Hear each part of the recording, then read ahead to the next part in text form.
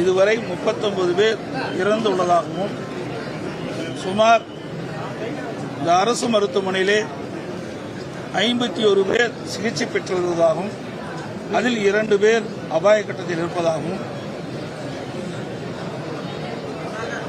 தனியார் மருத்துவமனையில் 30 பேர் சிகிச்சை பெற்று வருவதாகவும் தகவல் கிடைத்துள்ளன. இந்த பொதுக்கூட்டம் ஆரம்பித்து கொஞ்ச நேரத்திலேயே சிறிது நேரத்திலேயே இந்த தள்ளுமுள்ளு ஏற்பட்டு அப்பொழுது எங்களுக்கு ஊடகத்தின் வாயிலாக கிடைக்கப்பட்ட தகவலின் அடிப்படையில் அந்த மின்சார விளக்குகள் அணைந்ததாகவும் மின் விளக்குகள் அணைந்ததாகவும் அப்பொழுது ஏற்பட்ட தள்ளுமுள்ளின் காரணமாக எவ்வளவு பேர் அந்த கூட்ட நெரிசலில் சிக்கி அதனால் உயிரிழப்பு ஏற்பட்டதாகவும் தகவல் கிடைத்திருக்கின்றன. இது செய்தியெல்லாம் வந்திருக்கு, எல்லா ஊடகத்திலையும் பத்திரிகை வந்த செய்தி. அதோட ஈவிக்கு கூட்டம் அறிவிக்கப்பட்டு இந்த கூட்டம் நடைபெறுகின்ற பொழுதே முன்னெச்சரிக்கை நடவடிக்கை எடுக்கப்பட்டிருக்கிறது. இதற்கு முன்பு இதே கட்சி டிவிகே கட்சி 4 மாவட்டத்தில் அவருடைய தேர்தல் பிரச்சார கூட்டத்தை நடத்தியிருக்கிறார்கள். அந்த 4 கூட்டத்திலும் எப்படி மக்கள் கலந்து கொள்கிறார்கள், எப்படிப்பட்ட நிலைமை என்பதையெல்லாம் ஆய்வு செய்து அதற்கு ஏற்றவாறு முழுமையான பாதுகாப்பு கொடுத்திருக்க வேண்டும் அரசாங்கம், காவல்துறை. அதேபோல அந்த பாதுகாப்பு குறைபாடுகள் இருப்பதாக தொலைக்காட்சியில் பார்க்கின்ற பொழுது தெளிவாக தெரிகிறது. ஏற்கனவே நடந்த மாவட்டத்தில் நடந்த டிவிகே அந்த பிரச்சார கூட்டத்திலும் முழுமையான பாதுகாப்பு வழங்கப்பட்டதாக தெரியவில்லை. இதெல்லாம் தொலைக்காட்சியில் பார்த்துதான் நான் இதை குறிப்பிடுகிறேன். அதோட இந்த கட்சி மட்டுமில்லை, அனைத்து இந்திய அண்ணா திராவிட முன்னேற்ற கழகத்தின் சார்பாக நான் எழுச்சி பயணம் மேற்கொண்டிருக்கின்றேன். அந்த நிகழ்ச்சியில் கூட காவல்துறை எங்களுக்கு முழுமையான பாதுகாப்பு கொடுக்கல. ஒரு 3-4 மாவட்டத்தில் பாதுகாப்பு கொடுத்தாங்க. மீது எந்த மாவட்டத்திலுமே இந்த பொதுக்கூட்டம் நடைபெறுகின்ற இடத்தில் காவலர்கள் அந்த பொதுமக்களுக்கு அதாவது இப்படி கூட்ட நெரிசல் ஏற்பட்டால் அதை ஒழுங்குபடுத்துகின்ற பணியில் ஈடுபடவில்லை. அதே நேரத்தில் ஆளுங்கட்சியைச் சேர்ந்தவர்கள் இன்றைக்கு முதலமைச்சரோ துணை முதலமைச்சரோ மற்ற அமைச்சர்களோ எழுது திமுக கட்சி கூட்டம் நடைபெற்ற பொழுது ஆயிரக்கணக்கான காவலர்களை நியமிக்கின்றார்கள். அவர்களுக்கு பாதுகாப்பு இந்த அரசாங்கம் ஒருதலை பட்சமாக நடக்கிறது. இதை இந்த கட்சி அந்த கட்சி என்று பார்க்கக்கூடாது. ஆளுங்கட்சி எதிர்கட்சி என்று பாராம நடுநிலையோடு இந்த அரசாங்கம் செயல்பட வேண்டும். காவல்துறை நடுநிலையோடு செயல்பட வேண்டும். இன்றைக்கு அனைத்து இந்திய அண்ணா திராவிட முன்னேற்ற கழகம் ஆட்சி இருக்கின்ற பொழுது பல்லாயிரக்கணக்கான போராட்டங்கள் நடந்தது. அத்தனை போராட்டங்கள் அனுமதி கொடுத்தோம், முழுமையான பாதுகாப்பு கொடுத்தோம். இப்படிப்பட்ட நிகழ்வுகள் எங்களுடைய ஆட்சியிலே நடைபெறவில்லை. ஆனால் திராவிட முன்னேற்ற கழகம் ஆட்சிக்கு வந்த பிறகு கூட்டம் நடத்துவதே பெரிய சிரமம். நீதிமன்றத்திற்கு சென்றுதான் அந்த நீதிமன்றத்தின் மூலமாக அனுமதி பெற்றுதான் கூட்டம் நடத்த வேண்டிய சூழ்நிலை இருக்கின்றது. அப்படி கூட்டம் நடத்துகின்ற சூழ்நிலை இருக்கின்ற பொழுதும் நீதிமன்றம் முறையாக பாதுகாப்பு வழங்க வேண்டும் என்று உத்தரவு பிறப்பிக்கப்பட்டால் கூட இந்த அரசு காவல்துறைகள் எதிர்க்கட்சி என்ற பார்வையில் முழுமையான பாதுகாப்பு கொடுப்பதில்லை. இந்த முழுமையான பாதுகாப்பு கொடுக்கப்பட்டிருந்தால் இந்த தள்ளுமுள்ளுகளை சரி செய்திருக்கலாம், இந்த உயிரிழப்பை தவிர்த்திருக்கலாம். அதோடு ஒரு அரசியல் கட்சி தலைவரும் அதை கூர்ந்து கவனிக்க வேண்டும். இன்னைக்கு 4 மாவட்டத்தில் அவர் சுற்றுப்பயணம் செய்திருக்கிறார். 6 மாவட்டத்தில் சுற்றுப்பயணம் செய்கின்ற பொழுது ஒவ்வொரு மாவட்டத்திலும் எப்படி இருக்கின்றது, அதில் என்னென்ன குறைபாடுகள் இருக்கின்றன, அந்த குறைபாடு எப்படி சரி செய்ய வேண்டும் என்று அவர்களும் அந்த ஆலோசனை பெற்று அதற்கு ஏற்றவாறு அவர்களும் முன்னேற்பாட்டோடு அந்த கூட்டத்தை நடத்த வேண்டும். ஏன்னால் எல்லாமே விலை மதிக்க முடியாத உயிர்கள். ஒரு அரசியல் கட்சி கூட்டம் நடத்த என்று சொன்னால் அந்த கட்சியுடைய பாதுகாப்பை நம்பி, அரசாங்கத்தை நம்பி, காவல்துறையை நம்பித்தான் பொதுமக்கள் அந்த பொதுக்கூட்டத்தில் கலந்து கொள்கின்றார்கள். அரசாங்கமும் காவல்துறையும் பொதுக்கூட்டத்தில் நடைபெறுவதற்கு பாதுகாப்பு வழங்க வேண்டும். அதேபோல அரசியல் கட்சி தலைவர்களும் அங்கே குழுமிட கூட்டத்திற்கு ஏற்றவாறு தாங்கள் நடந்து கொள்ள வேண்டும். ஆகவே காலையிலே இன்றைக்கு ஒரு நேரத்தை குறிப்பிடுகிறார்கள். அந்த நேரத்திலே பொதுக்கூட்டம் நடத்துவதில்லை. பல மணி நேரம் கழித்து வந்து பொதுக்கூட்டம் நடக்கின்ற பொழுது அதிலே சில பிரச்சனைகள் ஏற்படுகின்றன. இதையெல்லாம் தவிர்த்துக் கொள்ள வேண்டும். இது நான் யாரையும் குற்றம் சொல்லி இந்த நேரத்தில் குற்றம் சொல்வது பொருத்தமாக இருக்காது. விலை மதிக்க முடியாது நாம் உயிரை இழந்திருக்கின்றோம்.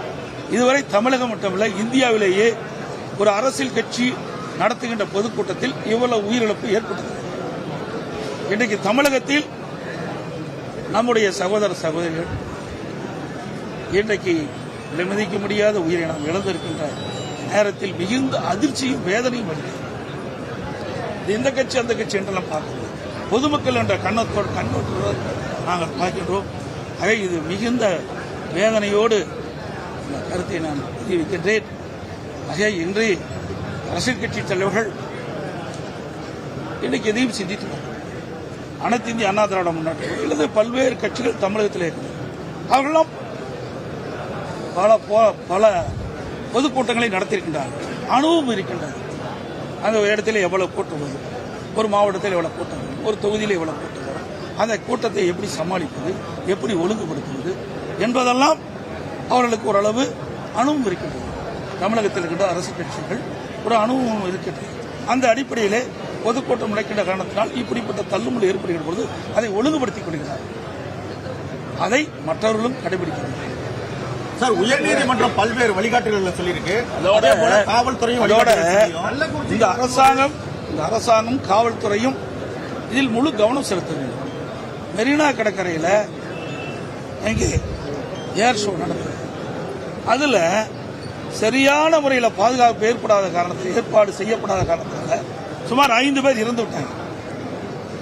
அங்கேயே அப்படிப்பட்ட சம்பவம் நடைபெறுகின்ற பொழுது இப்படி ஒரு அரசியல் கட்சி தலைவர்கள் ஒரு பொதுக்கூட்டத்தை ஏற்பாடு செய்கின்ற பொழுது ஏற்கனவே 4 மாவட்டத்தில் இந்த பொதுக்கூட்டம் நடைபெற்றிருக்கின்றது. இதெல்லாம் என்னென்ன பிரச்சனை என்பது இன்றைக்கு அரசும் காவல்துறையும் ஆய்வு செய்து அதற்கு தக்கவாறு பாதுகாப்பை வழங்கியிருந்தால் இந்த உயிர் சேதத்தை தடுத்திருக்கிறது. காவல்துறை வந்து ஒழுங்குபடுத்தினா எங்க கூட்டத்துக்கு, எங்க கட்சிக்கு வரக்கூடிய அந்த கூட்டத்துக்கு வரக்கூடிய தொண்டர்களை அவங்க விரட்டி அடிக்கிறாங்க அப்படின்ற ஒரு குற்றச்சாட்டை அவங்க தலைவர்கள் முன்வைக்கிறாங்களே. இதெல்லாம் நீங்க சொல்ற நீங்க கேட்கிற கேள்வி. இது நாங்களும் பொன்முலா கண்ட கட்சி, 32 காலம் ஆட்சி செய்த கட்சி, இப்படி எங்கேயுமே இப்படி தடை செஞ்சது கிடையாது. ஆக வேண்டுமென்றே திட்டமிட்ட ஆளுங்கட்சிக்கு ஒரு நீதி, எதிர்கட்சிக்கு ஒரு நீதியாக இருக்கக்கூடாது. ஆளுங்கட்சியோட முதலமைச்சர் வருகின்ற பொழுது கூட்டமே இல்லாத இடத்துல கூட ஆயிரக்கணக்கான காவலர்களை நிறுத்தி பாதுகாப்பு கொடுக்கிறாங்க. அதை நான் குறை சொல்ல, இருந்தாலும் அவர்களுக்கு எப்படி பாதுகாப்பு கொடுக்கிறார்களோ அதே போல இன்றைக்கு நாட்டு மக்களுக்கும் பாதுகாப்பை வழங்குவது அரசுடைய கடமை, முதலமைச்சருடைய கடமை, காவல்துறை கடமை. அந்த கடமையில் இருந்து அவர்கள் தவறிவிட்டார்கள். அதனால் இந்த உயிரிழப்பு ஏற்பட்டது. அருணா ஜெகதீசன் தலைமையில ஒரு நபர் கமிட்டி அமைச்சிருக்காங்க. ஒரு நபர் கமிட்டி அமைச்சிருக்காங்க. இவ்வளவு வேகமா துரிதமா இந்த ஒரு நபர் கமிஷன் அமைப்பதில் என்ன நோக்கம்னு எனக்கு தெரியல. அமைச்சிருக்கிறாங்க. இப்ப நான் நேற்றைய தினம் சென்னைக்கு போயிருந்தேன். இரவு தான் 2 மணிக்கு தான் வீடு போயிருந்தேன். காலையில் எழுந்தவுடனே வந்தேன். உங்க தொலைக்காட்சியில் பார்க்கின்ற செய்தி வச்சு தான் இந்த பேட்டியை நான் கொடுத்துட்டு இருக்கேன். அது மட்டும் இல்லை, நான் வருகின்ற பொழுது கிடைக்கப்பட்ட தகவல் விஜய் அவர்கள் அந்த கூட்டத்தில் பேசிட்டு இருக்கும்போது இடையில் ஆம்புலன்ஸ் வருது. அப்போ அவருடைய ஒரு கொடி பேரை சொல்லி இந்த கொடி கட்டிட்டு இவ்வளவு ஆம்புலன்ஸ் எதுக்கு வருதுன்னு கேட்கிறார். இதெல்லாம் மிகப்பெரிய சந்தேகத்தை இருக்கு. ஆக மயங்கி விழுதுன்னு அவர்களுக்கு எப்படி ஆம்புலன்ஸ்காரங்க தெரியும்? கூட்டம் நடத்துறாங்க, மேல இருக்கிறாங்க, மேல ஏறி பார்த்தீங்கன்னா எல்லாமே தெரியும். நானும் கூட்டத்தில் போய் 163 தொகுதிக்கு போயிட்டு வந்திருக்கிறேன். மேல இருந்து பார்த்தா எல்லாமே தெரியும்.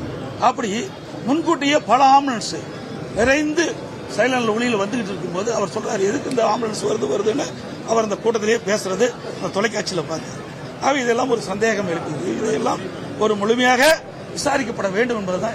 10,000 பேர் கலந்துக்குவாங்க சொன்னாங்க.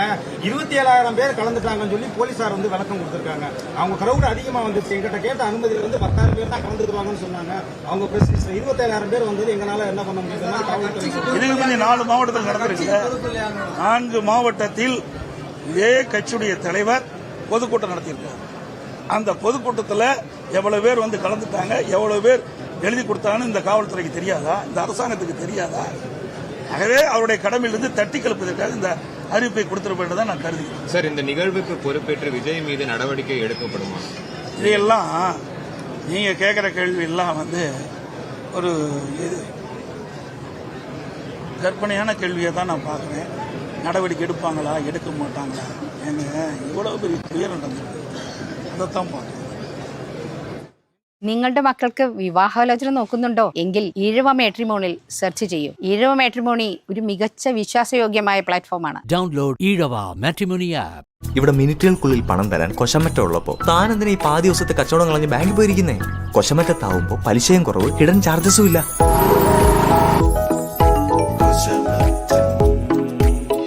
കൊശമറ്റം ഫിനാൻസ്. ഇത് നിങ്ങൾക്കറിയാമോ? കേന്ദ്ര സർക്കാർ തയ്യൽ മെഷീനുകളുടെ GST കുറച്ചു. സത്യമാണോ? എന്നാൽ ഇപ്പോൾ നമുക്കും സ്വന്തം മെഷീൻ മേടിക്കാൻ കഴിയുമോ? അതെ, ചിലവ് കുറയുന്നല്ലോ. നമുക്കും ഇപ്പോൾ കുറഞ്ഞ ചിലവിൽ മേടിക്കാൻ പറ്റും. അതെ, ഓരോ തയ്യൽ മെഷീനും 500 മുതൽ 1000 രൂപ വരെ കുറയും. സമ്പാദ്യത്തിലൂടെ ലഭിക്കുന്നു ശക്തിയും ആത്മവിശ്വാസവും.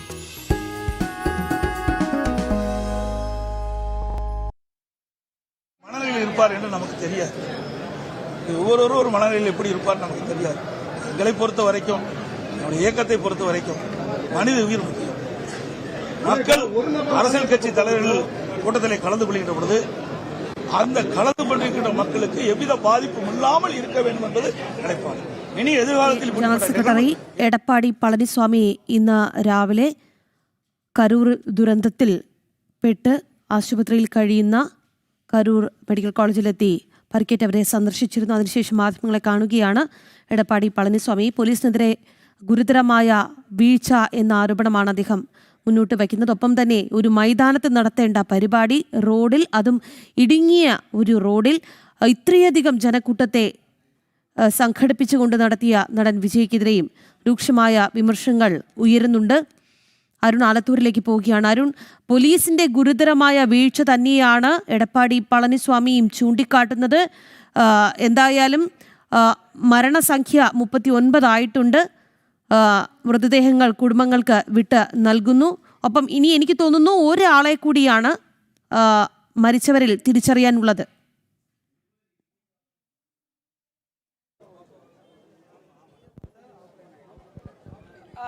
തീർച്ചയായിട്ടും ADMKയുടെ ജനറൽ സെക്രട്ടറിയായ എടപ്പാടി പളനിസ്വാമിയും പ്രധാനമായിട്ടും പോലീസിന്റെയും സർക്കാരിന്റെയും വീഴ്ച തന്നെയാണ് ചൂണ്ടിക്കാട്ടുന്നത് എന്നുള്ളതാണ്. കഴിഞ്ഞ ദിവസം കെ അണ്ണാമലയും സമാന രീതിയിൽ, BJP നേതാവായ കെ അണ്ണാമലയും സമാന രീതിയിൽ ഈ പോലീസിന്റെയും സർക്കാരിന്റെയും വീഴ്ച കൃത്യമായിട്ട് തന്നെ ചൂണ്ടിക്കാട്ടിയിരുന്നു.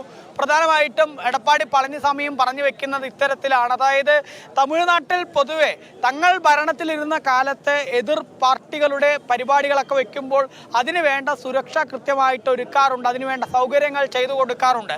പക്ഷേ സ്റ്റാലിൻ ഭരണം വന്നതോടുകൂടെ തന്നെ എതിർ പാർട്ടികൾക്ക് കൃത്യമായിട്ടൊരു പരിപാടി നടത്തുന്നതിന് അനുമതി നൽകാതെ ബുദ്ധിമുട്ടിക്കുന്ന സാഹചര്യം ഉണ്ടായിട്ടുണ്ട്. അത് പല തവണയായി ഉണ്ടാവുന്നു എന്നുള്ളതാണ്. നമ്മൾ തന്നെ നേരത്തെ ഈ വിഷയം റിപ്പോർട്ട് ചെയ്തിട്ടുള്ള വിഷയമാണിത്. നിരവധി ചർച്ചകൾക്ക് വഴിവെച്ചിട്ടുള്ളതാണ്. RSSന്റെ റൂട്ട് മാർച്ചുകൾക്ക്, BJPയുടെ പരിപാടികൾക്ക്, AADMKയുടെ പരിപാടികൾക്ക് തുടങ്ങി എതിർ രാഷ്ട്രീയ പ്രസ്ഥാനങ്ങളുടെയൊക്കെ പരിപാടികൾക്ക് കൃത്യമായിട്ട് അനുമതി നൽകാതെ ബുദ്ധിമുട്ടിക്കുക എന്നുള്ളത് DMKയും MK സ്റ്റാലിനും നിരന്തരം തമിഴകത്ത് ചെയ്തുകൊണ്ടിരിക്കുന്ന കാര്യമാണ്. അതുതന്നെയാണ് വിജയുടെ കാര്യത്തിലും ഉണ്ടായത് എന്നുള്ളതാണ് എടപ്പാടി പളനിസ്വാമി പറയുന്നത്. TVK എന്ന രാഷ്ട്രീയ പാർട്ടി അവരവരുടെ ഒരു പരിപാടി വെക്കുമ്പോൾ അതിന് അനുമതി തേടുമ്പോൾ ആ അനുമതി നിഷേധിച്ചുകൊണ്ട് എതിർ രാഷ്ട്രീയ പാർട്ടിയാണ് എന്നുള്ളത് കൊണ്ട് തന്നെ വലിയ വൈരാഗ്യത്തോടുകൂടെ പെരുമാറുന്ന സ്ഥിതി സർക്കാരിൻ്റെ ഭാഗത്തു നിന്നുണ്ടായി. അതിനുശേഷം ഈ പരിപാടി സംഘടിപ്പിക്കുമ്പോൾ ആ പരിപാടിക്ക് വേണ്ട സുരക്ഷയോ മറ്റു കാര്യങ്ങളോ ഒരുക്കാതെ എതിർ രാഷ്ട്രീയ പാർട്ടി എന്ന തരത്തിൽ അവരോട് സമീപനം സ്വീകരിക്കുമ്പോൾ അതിൽ ഇരയാവേണ്ടി വന്നത് സാധാരണ തമിഴ് മക്കളാണ്, സാധാരണ ജനങ്ങളാണ് എന്നുള്ളതാണ് എടപ്പാടി പളനിസ്വാമി പറയുന്നത്. അതുതന്നെയാണ് നമുക്ക് കാണാനും കഴിഞ്ഞത് എന്നുള്ളതാണ്. ഒപ്പം തന്നെ എടപ്പാടി പളനിസ്വാമി പറയുന്ന മറ്റൊരു കാര്യം എന്നുള്ളത് വിജയുടെ പാർട്ടിയുടെ ഭാഗത്തു നിന്നും ഇത്തരത്തിൽ വലിയ വീഴ്ച ഇവിടെ ഉണ്ടായിട്ടുണ്ട് എന്നുള്ളത് തന്നെയാണ്. പ്രത്യേകിച്ച് 10,000 പേർക്കാണ് അനുമതി തേടിയിട്ടുള്ളത്. ആ 10,000 പേർക്ക് അനുമതി തേടിയത് അത് ആ പാർട്ടി തീർച്ചയായിട്ടും ഒരു വഞ്ചനാപരമായിട്ടുള്ള സമീപനമാണ് അവിടെ സ്വീകരിച്ചത് എന്നുള്ളതാണ്. കാരണം അവർ 4 ജില്ലകളിൽ ഇതിനോടകം തന്നെ പരിപാടി സംഘടിപ്പിച്ചിരുന്നു. തൃച്ചിയിൽ നിന്ന് സെപ്റ്റംബർ 13-നാണ് ഈ പരിപാടി വിജയുടെ പര്യടനം ആരംഭിക്കുന്നത്. ആ ഓരോ ജില്ലകളിലും വലിയ കൂട്ടം, വലിയ ജനങ്ങൾ ഉണ്ടായിരുന്നു പരിപാടിയിൽ. അങ്ങനെ ഇരിക്കെ ആ പരിപാടിയിലേക്ക് ഇത്രയേറെ ജനങ്ങൾ പങ്കെടുത്തു എന്നിരിക്കെ ഇവിടെ ഈ ഒരു കരൂരിലേക്ക് എത്തുമ്പോൾ ഇവിടെയും ഇവിടെയും സ്വാഭാവികമായിട്ടും അവിടെയൊക്കെ കണ്ടതിന് സമാനമായിട്ടുള്ള കൂട്ടം ഇവിടെയും ഉണ്ടാവാനുള്ള സാധ്യതയാണ് ഉണ്ടായിരുന്നത്. പക്ഷേ അതൊക്കെ കൃത്യമായിട്ട് മനസ്സിലാവുമായിരുന്നിട്ടും വിജയുടെ പാർട്ടിയും കൃത്യമായിട്ട് അതിൻ്റെ സംഘാടനം നടത്തിയില്ല. ഒപ്പം തന്നെ ഈ പോലീസിൻ്റെ ഭാഗത്തു നിന്നും മുൻപ് ഇത്രയേറെ ജനങ്ങൾ വിജയുടെ പരിപാടിയിലേക്ക് വന്നിട്ടുണ്ട് എന്നിരിക്കെ അതിൽ കാര്യമായ നടപടികൾ ഉണ്ടായില്ല എന്നുള്ളതാണ് എടപ്പാടി പളനിസ്വാമി വിമർശിക്കുന്നത്. ഏതായാലും ഒരുപാട് മുതിർന്ന നേതാക്കൾ, രാഷ്ട്രീയ പ്രവർത്തകർ തുടങ്ങിയവരൊക്കെ തന്നെ ഇവിടേക്ക് എത്തുന്ന സാഹചര്യം ഉണ്ട്. ആശുപത്രിയിലെത്തി പോസ്റ്റ്മോർട്ടം നടപടികൾ കഴിഞ്ഞ് മൃതദേഹമൊക്കെ ബന്ധുക്കൾ സ്വീകരിക്കുന്ന കാഴ്ച ഒരു ഭാഗത്ത്, മറുവശത്ത് ഈ അപകടം നടന്ന ഭൂമിയിലാണെങ്കിൽ ആളുകൾ ഇങ്ങനെ ഒഴുകിയെത്തുന്ന കാഴ്ച എല്ലാവരും വലിയ നടുക്കത്തോടെ, വേദനയോടെ ഈ പ്രദേശം നോക്കിക്കാണുന്ന ഒരു സ്ഥിതിയാണുള്ളത്. കാരണം ഇന്നലെ 7:30 ഇവിടെ നടന്ന ആ ദാരുണ സംഭവം അത് ആരുടെയും ഉള്ളുലയ്ക്കുന്നതാണ് എന്നുള്ളതിൽ യാതൊരു സംശയവുമില്ല. അത്തരത്തിൽ ആ ദാരുണ സംഭവം നടന്ന പ്രദേശം, ആ പ്രദേശത്തേക്ക് എത്തുമ്പോൾ പലരും വളരെ വൈകാരികമായിട്ടാണ് ഇവിടെ പെരുമാറുന്നത് എന്നത് നമുക്ക് കാണാൻ സാധിക്കുന്നു. ഓരോരുത്തരും ഇതിൽ കൃത്യമായ നടപടികൾ വേണം എന്നുൾപ്പെടെയുള്ള ആവശ്യം ഉന്നയിക്കുന്ന സാഹചര്യവും നിലവിൽ ഉണ്ട് എന്നുള്ളതാണ്. നമുക്കിവിടെ വന്ന ആളുകളെ കൊണ്ട് തന്നെ ചോദിക്കാം. நேற்று எங்கே வந்தீங்களா? கூட்டம் பார்த்தீங்களா? நேற்றுக்கு நான் ஒரு 4 மணிக்கு வந்தேங்க சார். கூட்டம் கொஞ்சம் வந்துக்கிட்டு இருந்து நான் கிளம்பிட்டேங்க. ஒரு பெரிய துயரமான சம்பவம் கரூரில். ரொம்ப நாளைக்கு பிற்பாடு ராட்டன் தூரியில் இதாச்சு. அதுக்கு பிற்பாடு இதுதான். விஜய்க்கு எதிராக கேஸ் எடுக்கணும்னு நினைக்கிறீங்களா? ஆமாம், கண்டிப்பாக நடவடிக்கை எடுக்கணுங்க. இதில் என்ன மாற்றங்க? வந்துட்டு போய் வீட்டில் படுத்துக்கிட்டாரு. எத்தனை பேர் இப்போ இறந்து ஹாஸ்பிட்டலில் இருக்கிறாங்க. கண்டிப்பாக நடவடிக்கை எடுக்கணும். கண்டிப்பாக எடுக்கணுங்க. கடுமையான தண்டனை கொடுக்கணும். பனிஷ்மெண்ட்டு அரசியல்லையே இந்த மாதிரி யாருமே சந்திச்சு இருக்கக்கூடாது. அந்த மாதிரி பனிஷ்மெண்ட் கொடுக்கணும். കൃത്യമായ നടപടി വേണം എന്നുള്ളതാണ്. നിങ്ങൾ നേരത്തെ എന്താ കൂട്ടം വരുമ്പോൾ ഇங்கே இருந்தீங்களா? இங்கே இருந்தேங்க. நல்ல கூட்டமா? கூட்டம் ரொம்ப அதிகமான கூட்டம். இதில் விஜய்க்கு எதிராக நடவடி எடுக்கணும்னு நினைக்கிறீங்களா? அது எப்படின்னு என்னன்னு தெரியலைங்க எனக்கு. என்ன மாதிரி விஜய்க்கு எதிராக நடவடி எடுக்கணும்னு நினைக்கிறீங்க? இல்லை சார், நான் ஜிஹெச் போயிட்டு 1 மணிக்கு வந்துட்டு இருந்தேன்.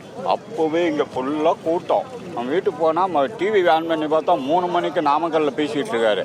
அப்போ இங்கே வலையப்பட்டி அதெல்லாம் முடிச்சுட்டு இங்கே வரும்போது 6-7 மணி ஆகிடும் நான் சொன்னேன். அதே மாதிரி கூட்டம் இங்கே எல்லாம் ஃபுல்லாகிடுச்சு. தண்ணி இல்லை மக்களுக்கு. எல்லாம் குழந்தைங்களோட தான் இருக்கிறாங்க. எல்லாமே இங்கே ஃபுல்லாக கூட்டம் கூடிக்கிச்சு. வெளியில் போகிறதுக்கு வழி இல்லை. இந்த ரோடு பிளாக்கு, அந்த ரோடு பிளாக்கு. அது வெளியே தான் எல்லாம் போயிட்டு இப்படி சுற்றி வந்தாங்க. கட்சியில் கூட்டம் கலைஞ்ச உடனே அவர் வந்த டைமில் எல்லாம் ஒரே டைம், அந்த பக்கம் ஒதுங்க டைம் இல்லாததுனால ரொம்ப பேர் இந்த குழந்தைய தூக்கிட்டு வந்தவங்களும் இறந்துட்டாங்க. இப்போ நடவடிக்கை எடுக்கணும்னு நினைக்கிறீங்களா விஜய்க்கு எதிராக? சார் இதெல்லாம் இது எப்படி சார் இவ்வளோ குறுகிய கூட்டத்தில் இடத்துல வந்து எப்படி சார் மீட்டிங் போட முடியும்? ஒரு நடிகர், அவர் அரசியல் தலைவர்களுக்காக கூட்டம் வரல. நடிகர்கள், சின்ன குழந்தைங்க எல்லாமே 25 வயசுக்கு உள்ள பசங்க தான் வந்தாங்க. சின்ன பசங்க தலையில் துண்டை கட்டிக்கிட்டு. ஒரு ஏற்பாடு இல்லை, வாட்டர் இல்லை. ஒரு கட்சி தலைவர், முதலமைச்சர் வேட்பாளருங்கிறாரு. குடிக்க தண்ணி இல்லாமல் எப்படி சார் பண்ண முடியும்? இதெல்லாம் எதுவுமே செய்யாமல் ஒரு பாட்டுக்கும் வந்து பேசிட்டு அவர் போயிட்டாரு. இப்போ உயிர் பலி 39 பேர் குழந்தைங்களாம் இறந்துருக்காங்க. அவர் வீட்டுக்குள்ளே போய் பூட்டிக்கிட்டு உட்காந்துக்கிட்டாரு. யார் பார்ப்பாங்க? ஆட்சி நடந்துக்கிட்டு இருக்குது. இவர் வந்து என்ன புதுசாக செய்ய கடுமையாக தண்டிக்கணும். என்ன சார்? கடுமையாக தண்டிக்கணும். கண்டிப்பா. இது வந்து ஒரு அவர் ஆறுதல் சொல்லவே இல்லைல்ல. இப்ப நடந்துருச்சு. ஜிஹெச் போய் அவர் ஆறுதல் சொல்லி இருக்கலாமல்ல. எதுவுமே சொல்லவே இல்லையே. நீங்களும் அதை நான் நினைக்கிறேன். இந்த கடுமையாக தண்டிக்கணுமா? அவரை கேஸ் போடணுமா? என்ன அவர் வந்து சரியா மக்கள் வந்து தண்ணி வசதி இல்லை, அதனால தான் அவர் கவனம் வந்து செலுத்தாது விட்டார் மக்களுக்கு. டைமிங் அவர் வந்து 12 மணின்னு சொல்லிட்டு 7 மணிக்கு வந்தால் அப்புறம் மக்கள் காலையில் 11 மணிலேருந்து இருக்காங்க. தண்ணி வசதியில் அவரை கடுமையாக தண்டிக்கணும். விஜய் வந்து அவர் ஒரு ஆறுதல் கூட சொல்லாத அவர் பாட்டுக்கு திருச்சி போனால் திருச்சியிலேருந்து அவர் பாட்டுக்கு நிருபர்கிட்ட சொல்லாத அவர் பாட்டுக்கு வீட்டுக்கு போகிறாரு. சினிமாவில் எல்லாருமே காப்பாற்றுறங்க. சினிமாவில் காப்பாற்றுறது நேரில் பார்த்தது தான். சினிமா வேற, நேர் மக்களை பார்க்கணும்ல. அவர் தண்ணி வசதி செய்யாத அவர் பாட்டு கவனம் இல்லாத செலுத்தினா இது பாதிப்பாரு, மக்களுக்கு தான் பாதிப்பு. அவ்வளோதான். அரேஞ்ச்மெண்ட்ஸில் எல்லாமே ரொம்பவே தப்பராக. இடம் வந்து சரியான இட வசதி இல்லாமல் மக்கள் எல்லாம் உள்ளே நுழைச்சிட்டாங்க. அதனால வந்து அவங்களால வெளியில் வர முடியல. எல்லாம் பசியும் பட்டினி, தண்ணி இல்லாமல் அது வேற பிரச்சனை. எல்லாமே ஃப்ளாப் ஆயிடுச்சு. ஆமாம், இல்லை இடம் சரியான இதாகல. ஒரு அரேஞ்ச்மெண்ட் பண்ணி இது பண்ணி இருக்கணும், இல்லை வெளியில ஏரியாவில் சரியான ஒரு ஆறுதல் கூட விஜய் இவ்வளோ நேரம் சொல்ல எதுவுமே சொல்லலைங்களாம். அவர் வாட்டில் போறாராம். எத்தனை பேர் வந்து என்ன பண்றது, குழந்தைங்க பார்த்தேன் நடவடிக்கை எடுக்கணும்னு நினைக்கிறீங்களா? ஆமா, அப்புறம் எடுத்தேன் நான் போனேன். அப்புறம் வேற என்ன பண்றது, அப்புறம் இத்தனை பேர் பிள்ளைங்க குட்டைங்க எல்லாம் இத்தனை பேர் போனப்ப என்ன பண்ண முடியும்? என்ன ஒரு ஆளா 2 ஆளா கிட்டத்தட்ட 40 பேர் இல்லைங்க கைது செஞ்சாலும் அருண் தொடരുക നമുക്ക്